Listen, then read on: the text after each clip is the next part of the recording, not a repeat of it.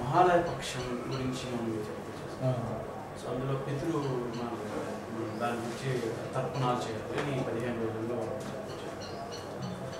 So ఒక జీవుడు ఎవరైతే ఉన్నారో కర్మల వాళ్ళే అంటూ ఉన్నారు. అది ఒకసారి చనిపోయాక they take another body based on the remaining కర్మశేషం ప్రకారంగా వాళ్ళు ఇంకొక వేరే బాడీలోకి తీసుకొని వాళ్ళు వేరే కర్మ అనుభవిస్తూ ఉన్నారు.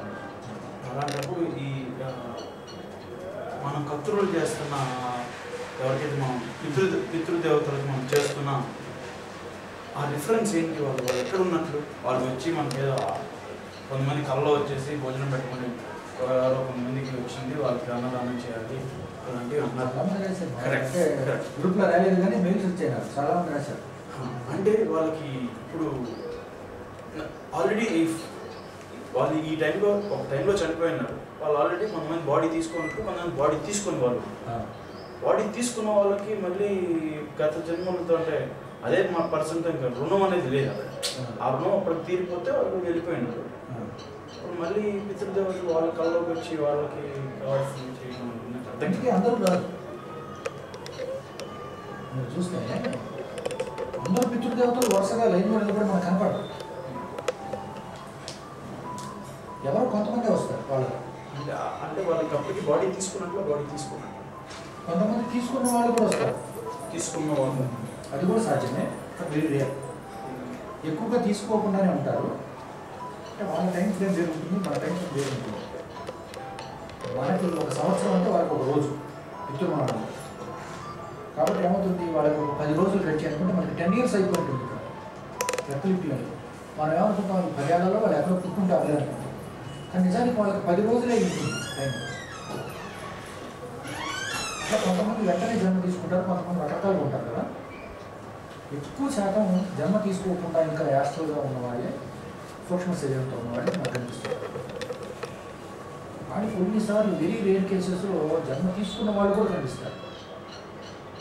ఎలా కనిపిస్తారంటే వాళ్ళకి ఏవో కళ వస్తాయి అన్నమాట. వాళ్ళకు కూడా నిద్రపోతుంటారు అక్కడ, వాళ్ళ కళ వస్తాయి. ఏమిటి, ఎవరి దగ్గరకో వాళ్ళు పోయినట్టు, ఏదో అడిగినట్టు. మనకు కూడా చాలాసార్లు కళలు వస్తుంటాయి. ఒక్కోసారి అన్కనెక్టెడ్గా ఉంటాయి కదా. ఎవరెవరో కనిపిస్తారు, సంబంధం లేని వాళ్ళు. వాళ్ళతో మనం మాట్లాడినట్టు, ఎక్కడికో పోయినట్టు, ఏదో చేసినట్టు చాలాసార్లు వస్తాయి అలాంటి కళలు. మనం లేచిన తర్వాత ఏమనుకుంటామో మళ్ళీ ఎవరో అసలు కొన్నిసార్లు గుర్తు కూడా ఉంటాం. మనం లేచిన తర్వాత ఏదో కొత్త మొహాలు కనిపించాయి, ఎవరో ఏదో మనం అడిగిన ఎక్కడికి పోయి భోజనం చేసినట్టు, అందరూ కలిసి రెస్టారెంట్కి పోయి ఏదో రకాలు వస్తాయి కదా. అలాంటప్పుడు ఆ సూక్ష్మ శరీరం ఏంటంటే లింక్స్ ఉంటాయి. Just gravitate towards that person asks నాకు ఏదైనా పెట్టు ఏదైనా చేయాలి అని అడుగుతుంది. నేను వాళ్ళు నిద్రపోతారు,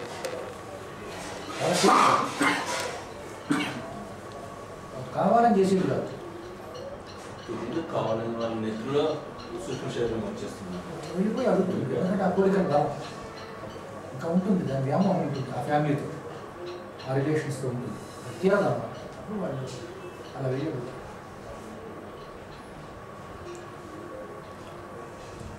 మనం చేస్తే వాళ్ళు చెందుతుంది కూడా. అది ప్రేత శరీరంతో ఉన్నవాళ్ళు చేరుతుంది, వాళ్ళకి మంచి ఉత్తమగతులు వస్తాయి. జన్మ తీసుకుంటారు ఏదైనా. అలాగే శరీరం తీసుకున్న వాళ్ళు ఉంటారు, వాళ్ళకి మంచి దొరుకుతుంది, వాళ్ళకి అందుతుంది. అది మనం పెట్టే అన్నం చేరాలి, దాన్ని అడుగుతుంది. అంటే దాని subtle essence of that food what we offer, food and water, ఆ ఎసెన్స్. అంటే ఈ రకంగా ఆలోచిస్తే నా ఆలోచన ఈ రకంగా చూస్తే మనం ఒకరికి పితృదేవతను ఎవరికో అయ్యిండాల్సింది కంపల్సరీ. ఎంతోమందికి అవుతుంది. అంటే వాళ్ళు ఇప్పుడు పితృదేవతను చేస్తుండకపోవచ్చు, అలానే మనం కూడా కొంతమందికి చేస్తుండొచ్చు, చేయకపోవచ్చు. అంటే ఇట్స్ సర్కిల్,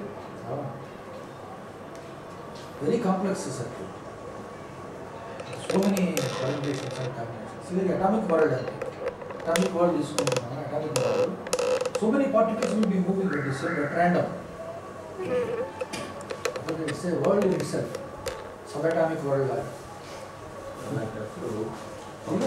వంశంలో లాస్ట్ వ్యక్తి కూడా చనిపోయాక పూర్వీకులకి శ్రాద్ధకర్మ చేశారు, ఎవరు లేదంటుంది. ఇదంతా ఒక కాంప్లెక్స్ వరల్డ్ సార్. ఎలా ఉంటుందంటే జంతువులు ఉన్నాయి, వాటికి శాతకం ఎవరు చేస్తారు? చేయరు కదా. మరి వాటికి గతి ఉండదా అంటే ఉంటుంది. వాటికి ఏంటంటే కొత్త కర్మను సృష్టించుకునే అధికారం జంతువులు లేదు. విల్ఫుల్గా అది కర్మ చేయలేవు, వాటికి ఆ కెపాసిటీ లేదు. ఉన్నదాన్ని అనుభవిస్తాయి అంతే. వాటి అనుభవించేస్తాయి, కొత్త జన్మకి వెళ్ళిపోతాయి. ఇక ఉన్న కర్మని క్రియేట్ చేసుకోవడమే వాటికి పర్మిషన్, వాటికి అంతవరకే. కొత్త కర్మను క్రియేట్ చేసుకునే కెపాసిటీ వాటికి లేదు. దేవతలకు కూడా లేదు.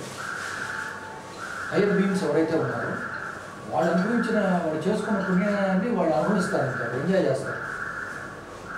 కొత్త కర్మను క్రియేట్ చేసుకునే కెపాసిటీ వాళ్ళకి లేదు, ఈ యానిమల్స్కి లేదు. మధ్యలో మనిషికి ఒక్కడికే ఉంది. వాళ్ళు ఒక పక్క అనుభవించగలడు, ఒక పక్క కొత్త కర్మను క్రియేట్ చేసుకోగలడు. అందుకనే యానిమల్ వాళ్ళైనా కానీ హైయర్ దేవతలైనా కానీ మనిషిగా పుట్టాలనుకుంటున్నారు. యానిమల్స్ ఆలోచన కూడా రాదు, కోరుకోలేవు. ఎందుకు చెప్తున్నానంటే నేచర్లో ఉన్న వెసులుబాటు ఇటువంటి బీయింగ్స్ యానిమల్స్ లాంటివి సాధకర్మ అయినా సరే వాటి కర్మ అయిపోవడంతో ఆ ప్లేన్లో ప్రమోట్ అవుతాయి. వాటికి మీద ఉన్న కర్మను బట్టి నెక్స్ట్ ఏ బర్త్ అయితే చోటప్పుడు దాంట్లో రూమ్లోకి. అలాగే మీరు ఇందాక చెప్పినట్టు వాళ్ళు అంతే కొంతకాలం వెయిట్ చేస్తారు. నేచర్ అనేది ఒకటి ఉంది కదా, మనమే కాదు కర్తవ్యం. అన్నిటికీ అతీతంగా నడుపుతున్న ప్రకృతి ఉంది కదా, ఆ ప్రకృతి చూస్తుంటుంది. కొంతకాలం అయిపోయిన తర్వాత వాళ్ళందరినీ డిఫరెంట్ రూమ్లోస్ పంపించేస్తుంది. రకరకాల వంశాల్లో వాళ్ళ సంస్కారాలు తగినట్టుగా వాళ్ళు జన్మ తీసుకుంటారు. భారతీయులు అడిగేది మా అమ్మాయి ఒక్కోసారి ఇలాంటి చిన్నపిల్లలు ఒక్కోసారి క్వశ్చన్స్ అడుగుతారు, అలా ఇంటెలిజెంట్ క్వశ్చన్స్ అడుగుతారు. భారతీయులు అడిగేది అంటే ఇంట్లో చర్చలు జరుగుతుండే కదా, ఈ రకంగా మామూలుగా టాపిక్స్ వస్తూనే ఉంటుంది కదా. చిన్నపిల్లలు ఉండి ఇంట్లో అడిగేది అనమాట. ఏదైనా ఇట్లా ఒక ప్రేతాలు కానీ భూతాలు కానీ ఈవిల్ స్పిరిట్స్ మనిషిని బాధ పెట్టడం వీటి గురించి చర్చిస్తున్నప్పుడు జరిగేది.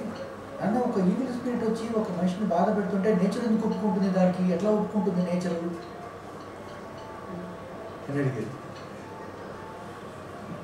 కొన్నింటికి చెప్పేవాడిని, ఇది నేచర్ ఒప్పుకోదమ్మా, సర్టన్ లెవెల్ దాటిన తర్వాత నువ్వు చేయాలా కానీ నేచర్ ఒప్పుకోదని చెప్పాను ఒకసారి.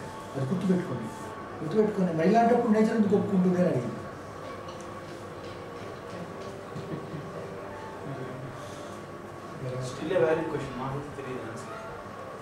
కదా, చాలా వ్యాలిడ్ క్వశ్చన్. చిన్నపిల్లలు అడగలుగుతారు అలాంటివి. వాళ్ళకి ఏంటంటే ఇన్నోసెంట్ మైండ్ కదా, కరెక్ట్గా మంచి పాయింట్కి వెళ్ళిపోతున్నారు.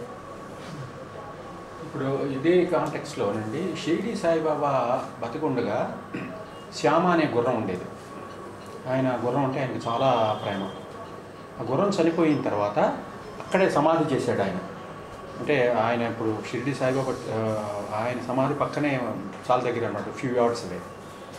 అలా చేయడానికి గల కారణం ఏమై ఉంటుంది, ఎందుకు చేసి ఉంటారు? ఇప్పుడు ఆయన అవధూత అనేటువంటి వ్యక్తి ఉంది, కర్మ ఏం చేశాడో మనకైతే తెలియదు. కానీ ఆ గుర్రం మీద ఒక వ్యామోహం అనేటువంటి పదాన్ని వాడను. కానీ ఆ గుర్రాన్ని తీసుకొచ్చి ఆ శరీరాన్ని, చనిపోయిన దేహాన్ని తీసుకొచ్చి అక్కడ సమాధి చేయించాడు. దాని మీద ఇప్పుడు ఒక విగ్రహం అది పెట్టారు, గుర్రం విగ్రహంతో వచ్చేది.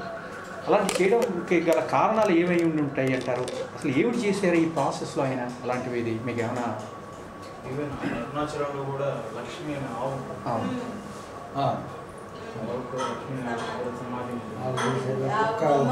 ఒకటి ఉండేది, కోతులు వచ్చేవి ఆయన. నెమలి చనిపోతే కరెక్ట్, నెమలి.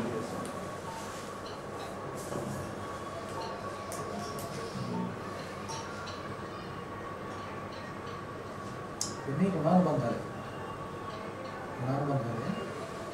ఎవరైనా ఎంత సెయింట్ అయినా ఎవరైనా సరే రుణానుబంధాలు. అంటే వాటికి ఉత్తమ గతి కల్పించడానికి చేసినటువంటి ప్రక్రియ అది. ఉత్తమ గతి వాళ్ళ సంకల్పం మాత్రం చేత కల్పించలేదు. ఈ కర్మకాండాలు చేయాల్సిన పని లేదు. అయితే కర్మకాండలు అవసరం లేదని కూడా చెప్పలేము. మనం ఇందాక అనుకున్నట్టుగా ఈ కెనాట్ జనరలైజ్ అన్నమాట, కేస్ బై కేసు చూడాల్సింది. ఆయన ఎందుకు చేయాలంటే బహుశా పూర్వజన్మలో ఎప్పుడు ఏదో ఆయనకి అనుబంధం ఉంది, రుణానుబంధం ఉంది కాబట్టి చేసి ఆత్మకి ఉన్నత గతి కల్పించాలంటే అది చేయాల్సిన అవసరం లేదు.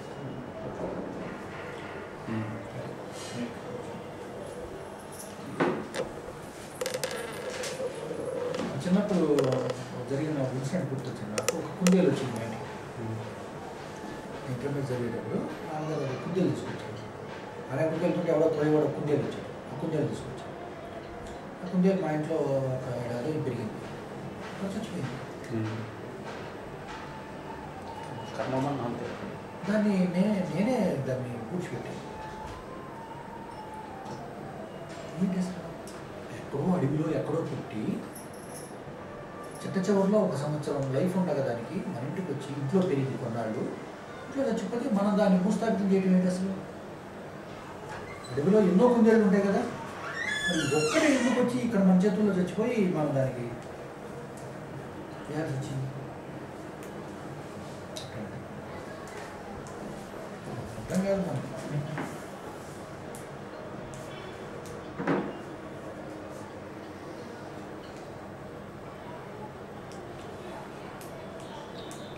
అర్థం చేసుకోవాలంటే మళ్ళీ సాధన మళ్ళీ సైకిల్ మొదలైంది. సాధన చేయాలి. హయ్యర్ మైండ్ ఏదైతే అనుకున్నామో అది డెవలప్ చేసుకోవాలి. మనకు అర్థమవుతుంది దాని కారణాలు. ఇప్పుడు కూడా మనకు అర్థం కాదు, చూడాలి కానీ దాని మీద మనసు పెట్టి చూస్తే అర్థమవుతుంది. ఇప్పుడు కొత్త కర్మలో మనం మానవులకే ఉందన్నారు కదా, కొత్త కర్మ క్రియేట్ చేసుకునేటువంటి ఎబిలిటీ అన్నది. ఈ కొత్త కర్మ క్రియేట్ చేసుకుంటున్నామని వాళ్ళకి తెలియకుండా ఆ కర్మలు క్రియేట్ చేసుకుని దానివల్ల లోవర్ రిలీమ్స్లో పుట్టడానికి చాలామంది తెలియకుండానే చేస్తుంటారు.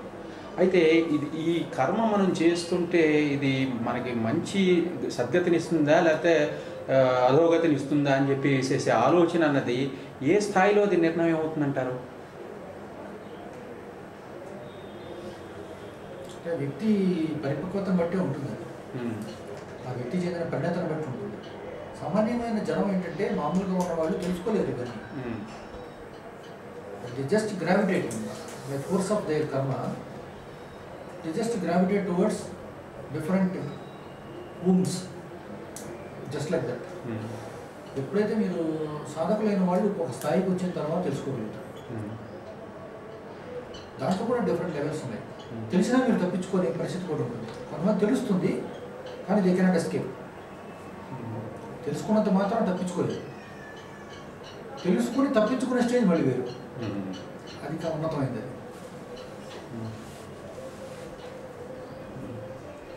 తన వరకు ఇతరుల కర్మను కూడా మార్చగలిగే స్థాయి ఇంకా పై.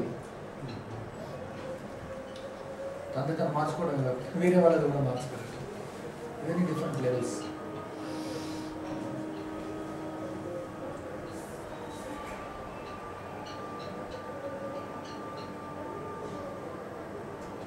సాధనలో ఒక లెవెల్కి వచ్చి దాన్ని చేసుకుని మంచి చెడు అనేది తెలుసుకోగలిగిన తర్వాత ఇంకా చెడు కర్మలు కానీ ఏం చేయడం అంతా మంచిగా చేస్తూ ఉంటారు సాధకుడు. కానీ ఈ తెలుసుకునే లెవెల్ వచ్చేంతకు పూర్వం చేసినటువంటి పాపకర్మలు ఉంటాయి కదా, మరి వాటి వల్ల తిరిగి అతను ఇప్పుడు మంచి సాధకుడు అయ్యాడు కాబట్టి నెక్స్ట్ జన్మ ఉత్కృష్టమైనది వస్తుందా, లేకపోతే పాత కర్మలు చెడుగా ఉన్నాయి కాబట్టి అతనికి లోవర్ తెలుసుకునే దాన్ని బట్టి ఉంటుంది. చిట్ట చివరి దశలో ఇంకా డెత్ బెడ్ ఉండగా తెలిసిందనుకోండి ఏం చేయలేదు. కనీసం ఒక కొన్ని సంవత్సరాల పాటు మళ్ళీ మంచి కర్మలు చేశాడు అనుకో, చేస్తే మారుతుంది. అంటే అప్పుడు మళ్ళీ బ్యాలెన్స్ చేసుకోవాలి, ఇదే పోందా అదే పోందా చేసుకోవాలి. అదొక విధానం ఉంది. అంటే ఏంటంటే కర్మని కర్మతో జయించే విధానం ఒకటి మీరు చెప్పినట్టుగా. చెడు కర్మలు చేశాను కాబట్టి దాన్ని బ్యాలెన్స్ చేసుకోవడానికి మంచి చేసుకోవడం, ఎక్కడ ఎవరికి మనం రుణం ఉన్నాం కాబట్టి అవన్నీ తీర్చేసేయటం, ఎక్కడ మనం అనుభవించాల్సి ఉందో దాన్ని తప్పించుకోవడానికి ప్రయత్నం చేయకుండా అనుభవించడం, ఈ విధంగా చేయడం ద్వారా కర్మక్షయం అవుతుంది. ఇది ఒక మార్గం. యోగ సాధన ద్వారా కర్మక్షయం చేసుకునే మార్గం ఉంటుంది. నేనేంటంటే అప్పుడు కర్మని రక్షణ చేసుకునే విధానాలు ఉన్నాయి. దాని ద్వారా చాలా జన్మలది కరిగిపోతుంటుంది. మొన్న మీతో మాట్లాడుతుంటే నివృత్తి మార్గం గురించి మీరు మాట అన్నారు. మనం చేస్తుండేటువంటి కర్మలు అంటే పూర్వజన్మలో చేసినటువంటి కర్మలన్నింటినీ క్షయం చేసుకోవడం ఒక మార్గం అయితే, కొత్త కర్మల్ని క్రియేట్ చేసుకోకుండా ఉండడం అనేది చాలా గొప్ప విషయం. దాన్ని నివృత్తి మార్గం అన్నారు. దాని గురించి కొంచెం ఎలాబరేట్ చేయగలరా?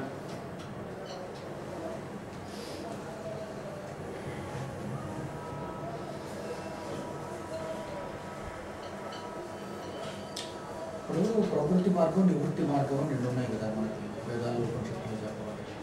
ప్రవృత్తి అంటే